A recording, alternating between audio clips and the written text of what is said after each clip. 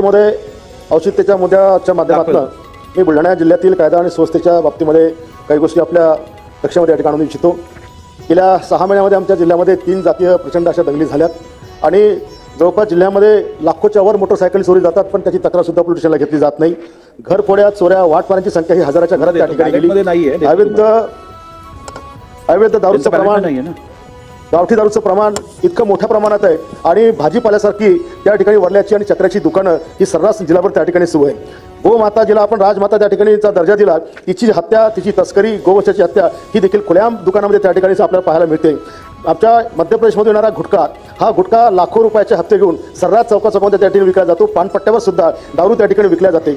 आतापर्यंत कमीत कमी हजारोच्या घरात अल्पवयीन आणि वयात असलेल्या मुली बेपत्ता झाल्या, पण त्या मुली सुद्धा शोधण्याकरता पोलीस प्रशासनाकडे त्या ठिकाणी वेळ नाही आहे। 3 वर्षापूर्वी माझ्या घराला स्फोटाने उडवण्याचा प्रयत्न केला। 3 वर्षामध्ये एका आमदाराचं घर उडलं जातं, त्याचा शोध सुद्धा पोलिसांना 3 वर्षात घेता आलेला नाही। ही देखील गंभीर बाब मी आपल्या समोर त्या ठिकाणी लक्षात आणून देतो। या ट्रॅफिक पोलिसांच्या कार्यक्षेत्रामध्ये रोजचे किमान 50 बळी आमच्या भागात त्या ठिकाणी चाललेले आहेत। हेल्मेटची सक्ती असताना कुणालाही हेल्मेटची सक्ती दिली जात नाही, त्याच्यामुळे अनेक निष्पाप लोकांचे बळी त्या ठिकाणी चाललेले आहेत। आज जुगाराचे अड्डे आणि सगळ्याच प्रकारचे अवैध धंदे हे पोलीस अधीक्षकांच्या समोर त्या ठिकाणी चालू असताना केवळ सगळ्या लोकांचं लक्ष फक्त वसुलीमध्ये त्या ठिकाणचं आहे।